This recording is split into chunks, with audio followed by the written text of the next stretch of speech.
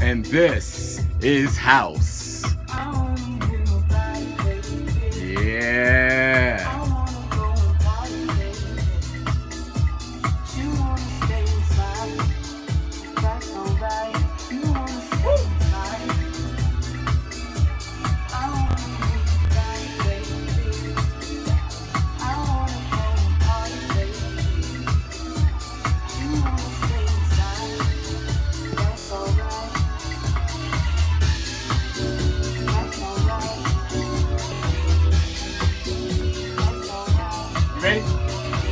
We waiting on you. We waiting on you.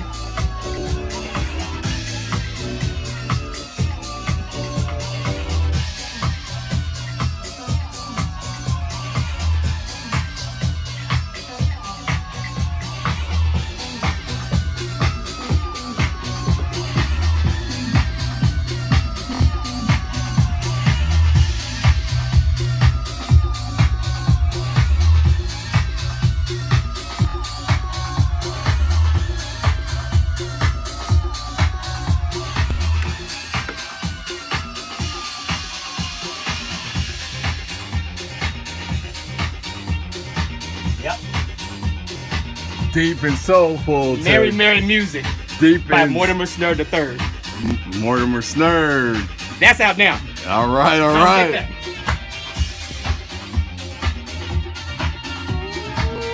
Nice and funky in here.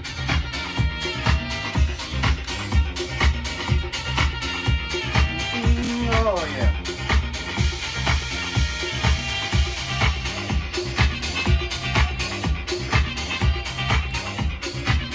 I think we brought the level up to red alert level.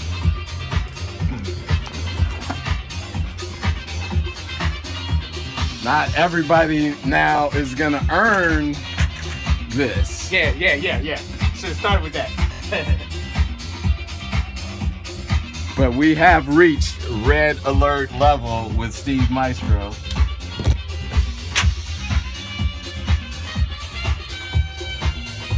We now have a multi-alarm heat alert. Let's go. Haha. Got the light. Disco.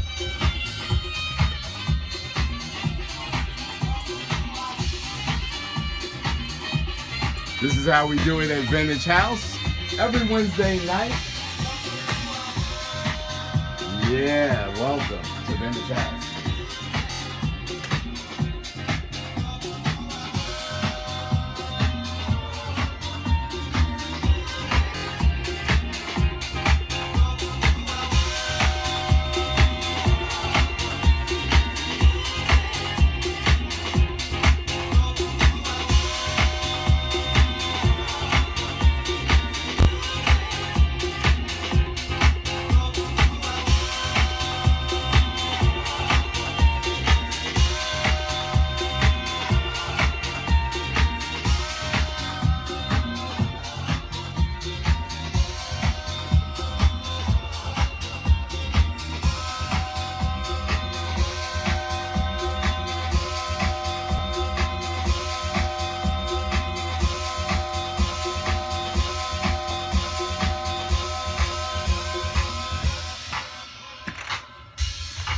All right. Here we go. You said.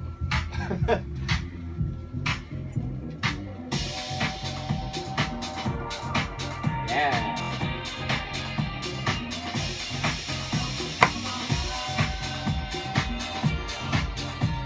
Sorry for the bouncing camera, but can't help the groove.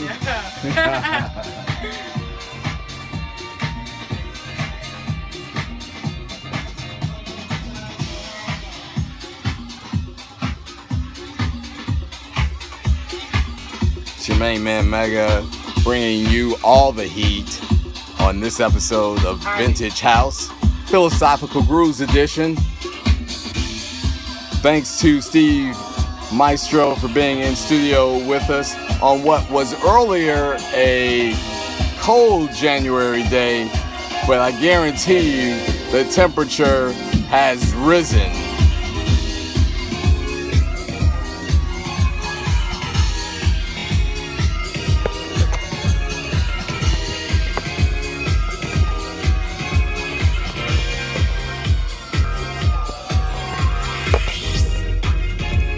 Man, bring it, bring it.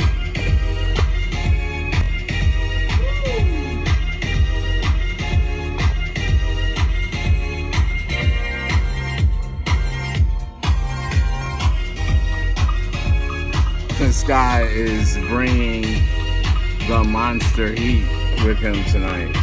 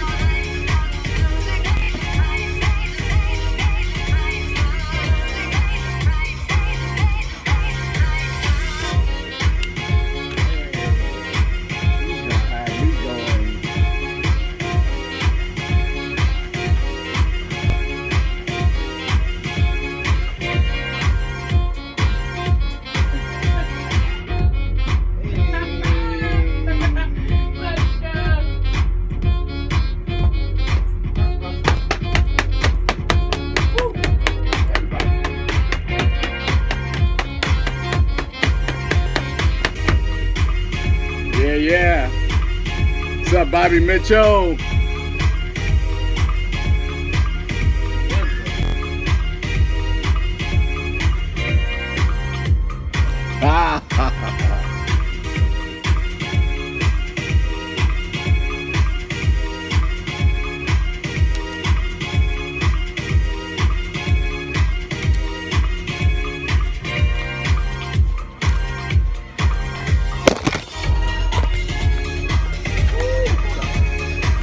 Okay, what's this track?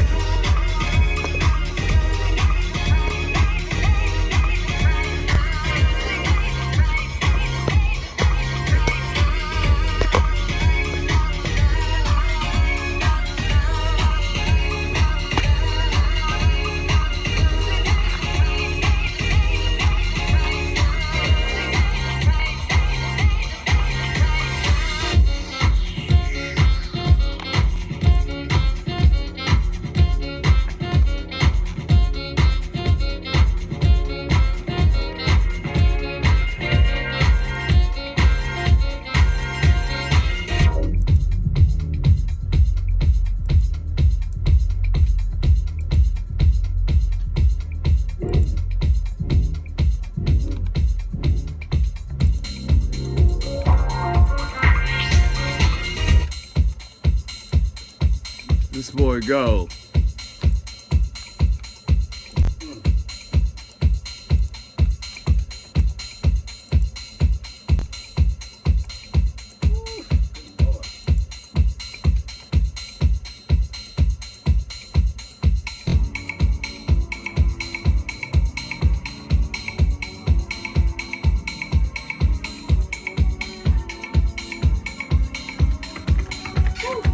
I am truly warmed up, and we gotta get in a half an hour conversation with you.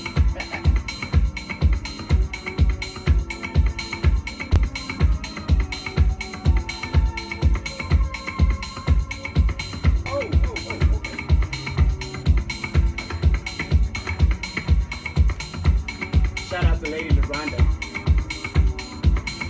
That's right, respect. Better have. Shout out to Mrs. Mega.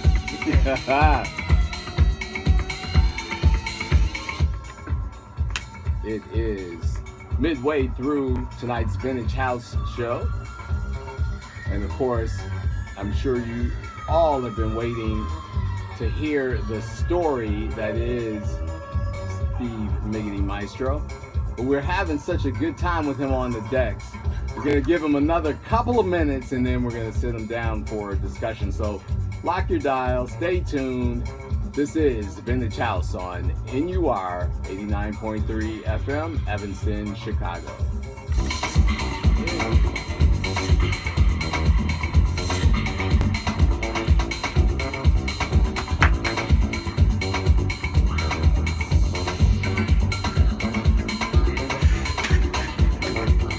up, fam? Thanks for tuning in to another episode of Philosophical Grooves on the Vintage House Show.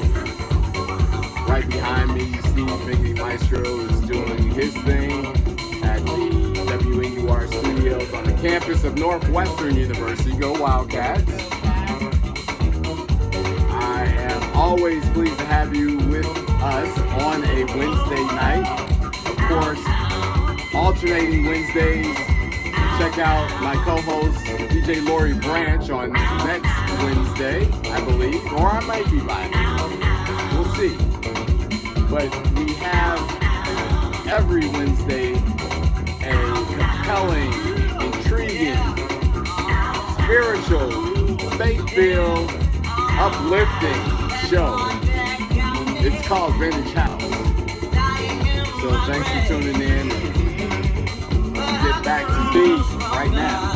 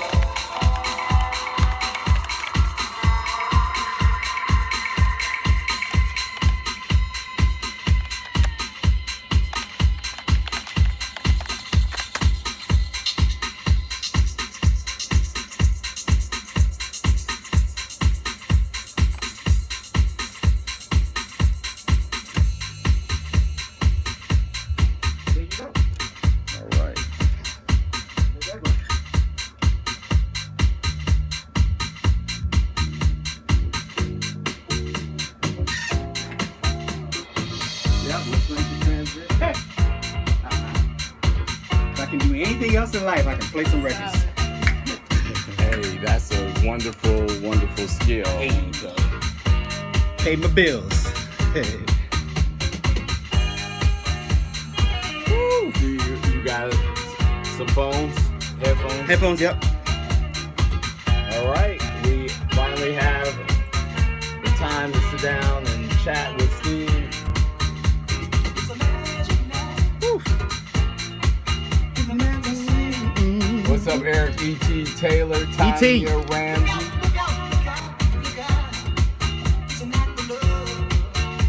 Sounds like. Yeah. Call it, baby.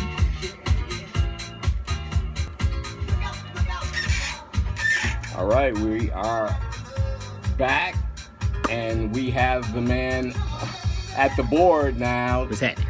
To share his story. Yeah. Really, let me compliment you on that set. Thank you, sir. A half an hour isn't a lot of time. I know. To heat things up, but you did it. You brought the heat, sir. Professional, sir. Ladies and gentlemen, I'm here with Steve Miggedy Maestro. Say what's up, Steve. What's up, internet peoples? You're also live on air on 89.3. What's happening, 89.3? Fuck Drizzle. You dig? What's up, dudes? And Judettes? We appreciate you coming on, or coming back to Vintage House. For sure. I am, for the first time, being able to sit down with you and find out your story. You certainly made contributions as an on-air jock, and you are producing the hell out of music that is hitting you in the face right now. Dynamics. Who are we listening to? This is this is a compilation right now of the artist, one of my alter egos called Mortimer Snurd III. So this is coming out on Ron Carroll's label in February, Chicago Soul Exchange, and it's a Mortimer Snurd compilation. So this whole mix is number Mortimer Snurd stuff. All right. Yeah. So Mortimer Snurd, tell us about the incarnation of your alter ego and persona. Well, I got a couple of them because I'm complex. What it was because I'm a Prince fan, and I understood when you have something in you, you have to get it out. And the record company may have one tradition of doing it, but Prince was like, no, I'm going to drop that now because I got something else I want to drop record. So I completely understand, especially in this day and age of the music thing. So not only did I have to come up with Mortimer Snurd, I also have Belizean Voodoo Priest. He does the Afro tribal stuff. I have Mortimer, he does the disco chops. I'd have Sir Soundbender, who's a combination of the hip hop and the disco with a little bit of tech. All right. And then it's just plain old me, Steve Miggedy. And then the four of us collectively are called the Beat Traders. It was just, outlets like how Prince had The Time and Vanity 6 and Apollonia and all of that. So it's just, different outlets so that I could express myself and not drive my wife crazy. Well, we are very much in the present with that story, but I do want people listening and watching to know what is the origin of Steve Miggedy Maestro, both as a DJ and certainly as a house aficionado. Yeah. I was born and raised here in Chicago, two Belize parents. I was born in a house, an apartment on Division and Hoying on the first floor. My parents, more my dad, I got the music side from my dad because him and his brother-in-laws were, so they're from Belize, so they listen to everything. I hear a little bit of the accent coming out right now. Yeah, it's bad. So, but calypso and soca and reggae was my dad's, you dig? So that kind of fit in the same vein of house music, especially when I heard Martin Circus. Ooh. Okay? That was pretty much the sound of soca, at the time. So this was all growing up. This wasn't something I started when I was 12 or when I was 5. I'm talking like when I was a little, spitting up, grabbing records. And you know how strong babies are? I was scratching my dad's records, and I just kept on with me. And, it was toys, clothes, and records, and that was it. So that was my whole childhood, about 5th, 6th, 7th, 8th grade. Went to high school at Whitney Young, and so not only did I shout out to the Dolphins. Well, shout out to the Dolphins. You did. So not only was I able to express myself through the DJ thing, I also played too. I forgot to tell you. So my parents got me into music early, learning guitar and piano and bass and drums and stuff like that. Keep me busy. Yeah. And then Prince came in my life, and then I was like, oh man, there goes all my money. So between that and WBMX era was when that was my home base, my go-to like conversation was concerned. Okay. So went through that, graduated, did a year in Roosevelt, went into the Army, right? Because my whole thing was my parents were sending me to school to go for something I already knew, and they were paying money. I was like, that's stupid. What was your major? It was music composition. Okay. It was composition, and I was doing orchestra stuff. Right, so stuff like that. Formal training. So yeah, music. But the thing was, that didn't make financial sense to me to pay all this money for something I already knew. So I went into the Army because I didn't know how to shoot, and I didn't know how to find my way around. Well, around the wilderness type of stuff. Stuff you need to know. So, but in between all that, while I was in Fort Campbell in Germany, I always DJ. Always DJing. Like every time I would land on a post, the club would be right across the street. So guy was telling me, hey, look, don't worry about it. I got you. Go ahead over there and learn that.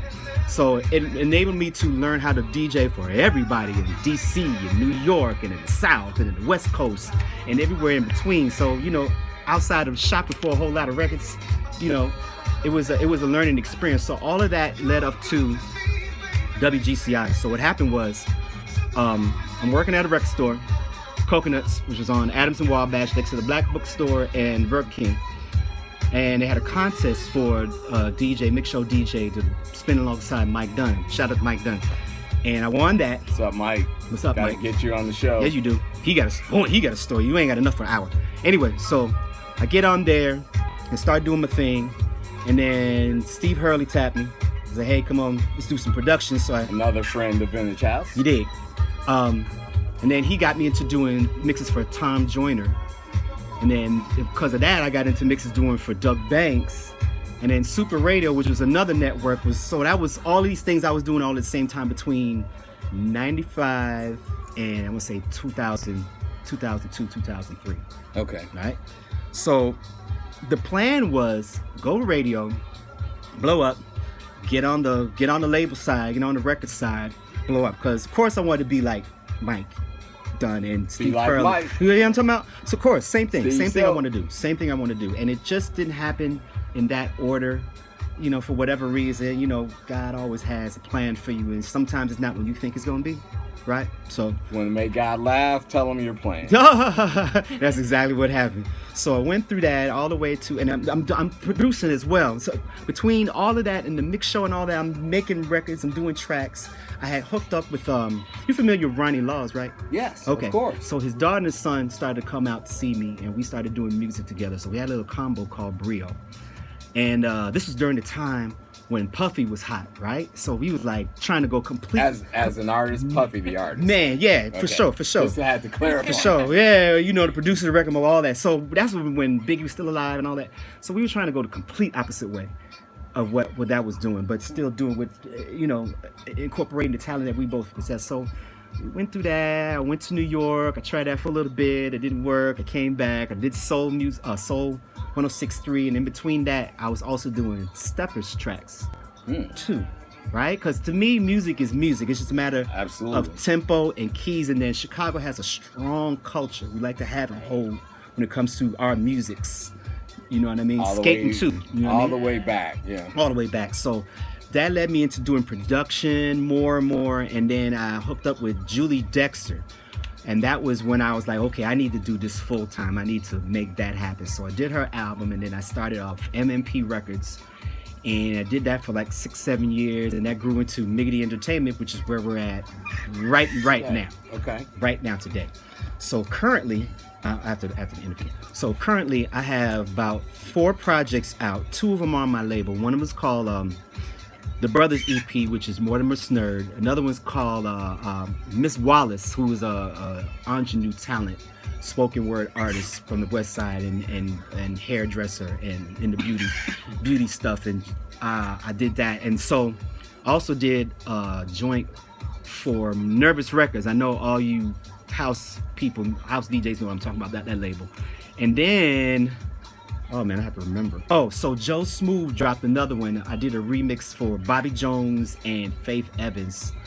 I forget the name of it right now. So all of that is out right now as we speak on Track Source. Track Source. Yes, sir. Report. Yeah.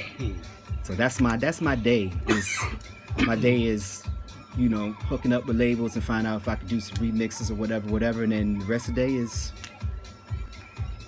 that's the journey. Yeah. That's the journey. So this is your livelihood. Yeah, this is pays the bills, pays the taxes, take care of the 9-year-old, all that you dig. Absolutely. And you are not alone. So you just shared that you have a 9-year-old. I have a 31-year-old and a 9-year-old. A 31-year-old and a 9-year-old. And then she's not into music, but she understands what daddy does. Okay. I mean, she's a 9-year-old. It's like, I chose that as a kid, you know what I'm saying? It was like toys and records, that's where I'm at. So she's normal 9-year-old. You never know the influence. It's always the seed innate. That is being planted, right? Always innate.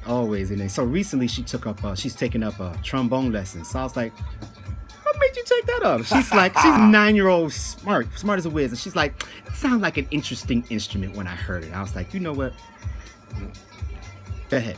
The generational totally music influence is certainly being passed down, but you have a spouse that also is very intricate to Chicago and probably more global Definitely. house scene. Definitely. She's one of the original club kids. Okay, so you remember the group D-Light?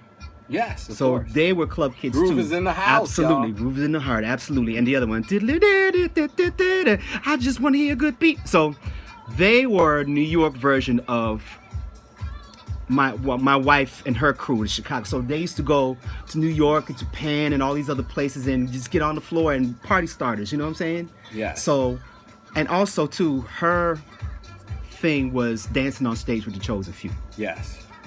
Years she been doing that. So one night we were at, so how we met was there was a Love connection story. yeah, Alert. so this was like 2009, and so Paul Johnson, shout out to Paul, went through DJ. yes sir, another talent. He went through his second accident. So this was a benefit that was done at the Smart Bar, and she was one of the hosts then at that particular moment. So you know, go down there to support. So I see all the brethren, see Farley, see Andre, see everybody, and then I see her. You know, it's one thing when you're part of the job, but it's nothing when just hanging out. So we just hanging out and we clicked. And then like 3 months later, we decided just go ahead and get married, because we both have been through marriages and we've both been through life situations, and she understands my artistry and I understand hers. It was not like I was trying to change her, but she was trying to change me. So we got together and bam, I was like, oh, hey, how you doing? So that went over real big, you know. And then the other side of that too, Congratulations, about 10 years later. 10 but, see I'm saying happy anniversary Man, coming up too. Yep. As a Happy matter of 10 years, fact, yeah. March 15th we are renewing our wedding vows, and I'll let the place out where that's going to be. So you're invited too. Awesome. Lady LaRonda yes. and Steve Miggedy Maestro, March 15th. Yeah, remember that. It's gonna be special, you know, you did, because it was in the name of house. I can only imagine. House is a spiritual thing. Totally. And certainly your union sounds certainly of the spirit.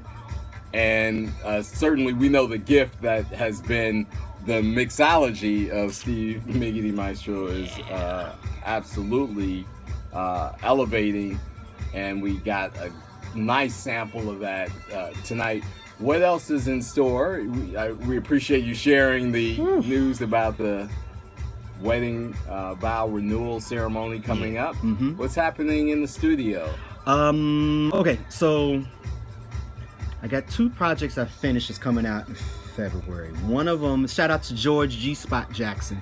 He's got a project called Get It Together that's out right now on Track Source. Is doing well. But we did remixes, so it's me and Pierre Reynolds and another cat that's coming out in February on Camp Allegro, right? Camp Allegro Recordings. And so I was telling you about the Ron. So me and Ron Carroll. We were talking, earlier before the show started about right. the collab. So before that, I had this one record that I did called Here I Come. It's a James Brown chop that I did, and that went over well last year. It's talking about highlights of DJism. Okay, so shows a few last year. Mike Dunn puts this record on, and he's already, you know, in the middle of it. It's 2:00 in the afternoon, and he puts that record on, and I got on stage like I was a little 5-year-old in my grandma's living room, dancing like nobody was watching. Man, messed up knees and everything. So I played that. So he played that record. The next morning, Louis Vega hits me on the DM, and he's like, "Hey, so that James Brown thing, is that you?" I was like, "Yeah." So I sent that to him, and his wife Anane have been banging that record. Nice. So because of that relationship with me and Ron, you know, I did another one called Right On, and I snatched like Marvin Gaye and the Tramps and mixed that together, and that's like number 6 right now on the Soul Funk Disco charts. So because of that, we're doing a compilation, a Mortimer Snerd compilation, where I put out 6 of them that I already did, yes, and another 4 that are unreleased.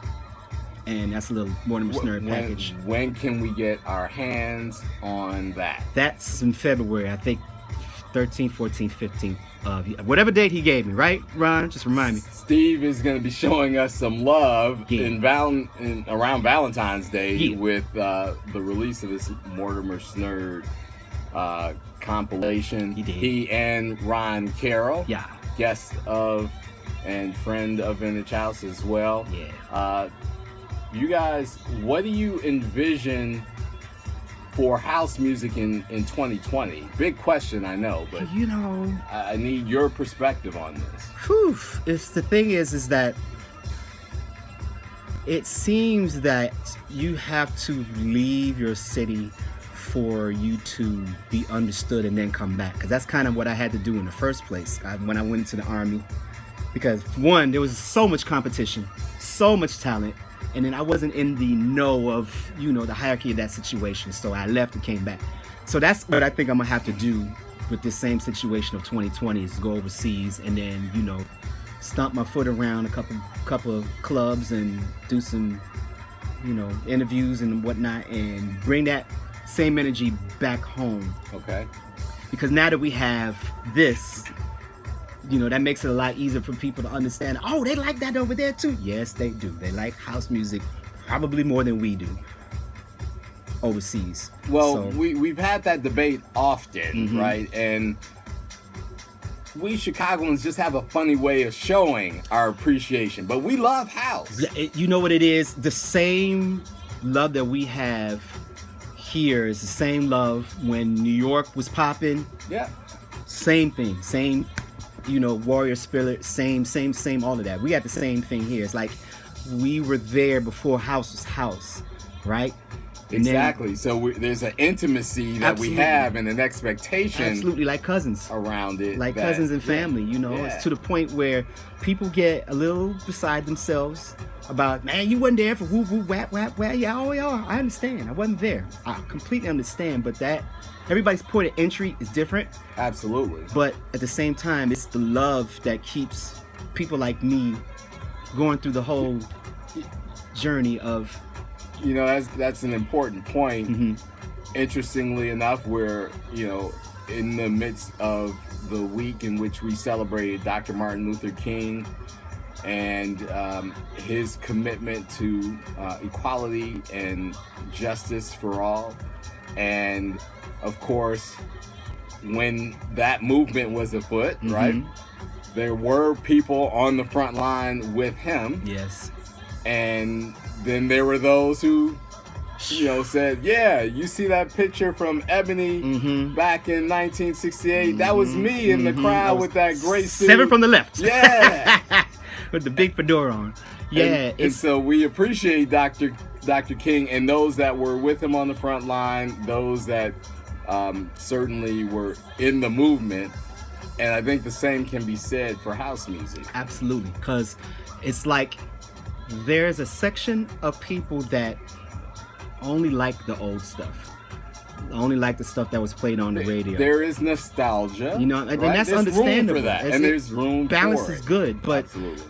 people like myself and the Terry Hunters and the Mike Dunns of the world that make their money overseas, see, like, yes, it is not only that and it's current, but a lot of the stuff the sounds that they use is stuff that we had already done, years ago. So it's just a matter of just finding in your slot and getting that support Slide and in. bringing That's right. bringing that back so that people can be like, yeah, that's what it is. It's what it is, and it's a youthfulness that I think attracts all of us, especially when we do like the Chosen Few picnic. There's a youthfulness that's with that because it's a timeless thing for us, because we remember back when such and such dropped, when such and such club was open, when such and such DJ was playing it, you know what I mean? So it all circumvents into today. So in the last 5-6 minutes, talk a little bit about what you observed as that evolution, because we again focus on preserving the history of house music. Totally. And a lot of the discussion we've had about the origin of the genre has centered around disco and Latin jazz and funk. other funk And garage and garage just the and offshoot club. stuff. Yep. These genres weighed heavily on the formation. We talk about the experience of the warehouse and Frankie Knuckles, who we also celebrated, and Ron Hardy recently. I can't stress that enough. Ron Hardy, and many of the pioneers and legends of the genre, they were bringing their collective experiences together, and the synergy of that collective, the aggregation of all those experiences gave birth to house music. And what are your thoughts? All us kids, especially that, especially that, because it was because there was a time when that was all kids was doing. If they weren't into their sport or wherever, kids was DJing. So that was like our comic books, or like in New York, that was rap. How rap and hip hop was to them, house music was to us, and that was our communication and our binding thing when we went record shopping, and then we would all go in the basement and hone our craft and make tapes and challenge each other. And some of us did well with that, and then went to production and making beats, and some of us became promoters, and then some of us left it completely alone and came back. But it was always the love of that in the tempo. I think, okay, so I found out that the beats, 120 BPMs is the tempo of love. The tempo of love. Science. We are dropping science here on Vintage House, y'all. I love it. Chemistry, baby. So, it's just making sure the love stays within the community as well as giving it out to the community, because now that everybody's aware of the chosen few, people come in from out of town and they experience that love, and that's extremely important, because it's how the same way how hip hop became this global thing. Yes. Global thing. Like Japan is out there breakdancing. Russian is out there. They got tunes out there that sound like Jay Dilla. It's crazy. Absolutely crazy. But I see that. I see that and I pay attention. It's like, okay, I'm still do that. Okay. Still do that. So it's that, in the production keeps me young. Well, we appreciate that perspective. Where can our audience hear and experience the sounds of Steve Miggedy Maestro these days, besides on these hot tracks you dropped on us tonight? Okay, so I DJ pretty much all over the place. Okay, so Mixcloud is the best time to get me. So what I do a lot is I record a lot of my sets. A lot of it's for critique, because I'm my own worst critic. But a lot of it also too is for people who don't get a chance to catch the sets that I'm out. They don't catch them. They can catch them on my Mixcloud the next morning, because I usually 4 o'clock in the morning. I gotta say, there's been a couple of Family Den sets. Yes, sir. That I on my morning commute. Yes, sir. On Mixcloud, yes, sir. Got that Bluetooth connection in the car. Yes, sir. And the next thing you know, you at work, like, man, jamming. I'm like, Dad, traffic wasn't so bad this morning. That's another reason why I do that, because I used to live in Matson, right? Yep, south suburbs. Okay, so I used to drive from there to GCI, and sometimes I'd be like, so I would make little CDs of new music that I would have, so I could get used to them. So whenever I do my next set, so that became a thing, and I started selling those CDs. So that's how I call it Vibes and Scribes, which is vibration and writing, right? And that's about the best way you can catch me. So with a minute left, yep. 2 questions for you. The first is, who's got next on Vintage House? Whew. Tag them. Or her. You want to get Ron Carroll in here. Ron's been on the show, both with me and with Lori. You had Hurley? Hurley's been here. You had Dunn? Mike has not been in a Those two, Terry and Mike, you need to get. Terry's been on the show. Terry's been? But Terry and Mike together would be a explosive show. Because that's like a second. So shout out to you guys, Mike and Terry, if you're listening. Mm-hmm. I know Wayne's been on got next, Wayne, Jesse, Alan. Need to get Alan Andre King. and Tony if you can. Andre and Tony are also up next. Last question as we close out this episode of Vintage House. Philosophical question. And I know you're already a celestial brother. So I'm going to flip the script here and ask you to ask me a philosophical question. All right. Because you got one in your pocket. It always happens. I can't help it. So, what was it that pulled you into house music in the first place? What was your point of entry? Well, see, now I feel like I'm being interviewed. I do that too. On Vintage House. you got 30 seconds, man. So I'm going to park that question. We can do part 2, man. I'm going to answer it online and part 2 with Steve Miggedy Maestro when we have him back. Because next up is the Umami Hour on Street Beat. I see him. On WNUR 89.3. Thank you all for tuning in. We'll do a little after the show on Facebook Live. You're tuned in to Street Beat on WNUR FM 89.3. HD1, Evanston, Chicago. It's your main man Mega with Steve Miggedy Maestro. Hello. We're out till Black History Month. See you in February.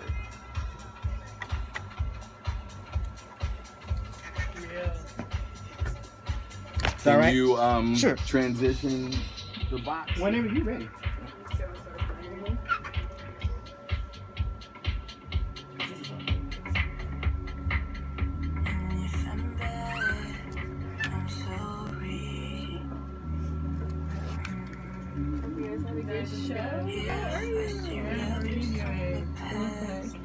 How's your break? I'm like, oh, This beat's carrying crates. I'm gonna tell you that right now. it's good. You're trying to get a job. Man, an hour's not enough, man. Okay. That's why we continue the show a little bit after. We call it the after hours portion of Vintage House on Facebook Live. That's what's up. Oh, cool. You want another drink? When you get started, Yeah, we're gonna go out into the hall because we got to get photos. yeah, mine is due May 1st, and I have the same, you know, the photos of this thing. Yeah, I have the same thing. Now that's gonna be good. It's gonna be hard to look. Yeah. It takes me an hour to collect all my stuff that's spread out all over the studio. Need a bag, man. And the red light. Yeah, and then you have to go. Yeah, because I have last rehearsal. Yeah. So whenever the nerves, no, you always. So it's like money they're trying. yeah, like I was alternating for rock shows. Yeah, Anybody wanna? I do. Yeah. I've got a sparkling bottle. I think I if might you actually have my own water bottle. want. Okay. I'm gonna stop recording. Yeah. Okay.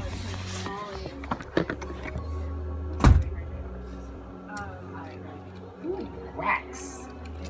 Mr. Wax. Yeah, there's a segment of the show I had started doing and hadn't picked it back up, but I bring in vinyl and drop the needle and ask the guests to tell me what that vinyl, not the vinyl version of this song, how's it make you feel? And it's called Vinyl Bam. So we'll, on part 2, because I'm definitely going to have you back, we'll do Vinyl Bam. And we'll talk. The other thing I wanted to talk to you about a lot more were other influences in the genre. I mean, you shared quite a few, but you know, what were some of your favorite songs that you played? Yeah, I'm putting you on the spot with those questions. My brain just popped when you said that. So I we'll, have to think back 30 years like, oh man. yeah, we'll visit some of that. Yeah. I can ask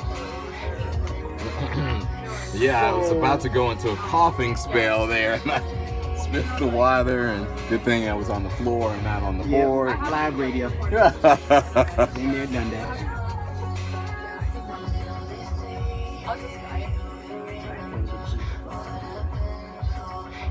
Greetings to the next show.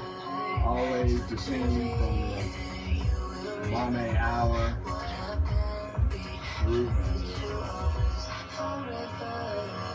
Continuing the mystique of street.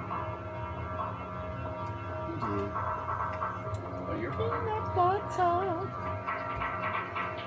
I am in your way. I'm disagreeing with you.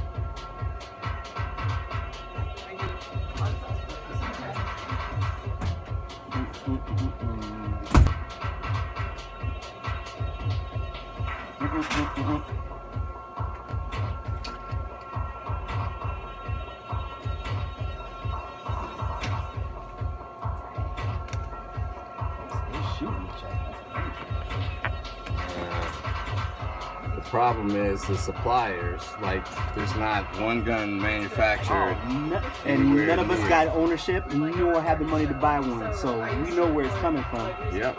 but nobody's saying anything. And then Right, they that's come the up with quietest story on the news. Not on the news. yes, 16 shot, 4 kill type of you dig. And like, so who are them 16 shots coming from? Weird. I've only one. And they paint the narrative as if it's random, but I know better. Because I And- got people in the hood that tell me, you know what's going on, you know what I mean? And what I hate most is this now narrative that they attach to it. The victim was not known to the police, or so-and-so was the unintended target. There should be no targets. This ain't the wild freaking West. No one should be shooting at other people. Like, You're right, these cats can't, number one, they can't shoot. A lot of them is emotional based. And two,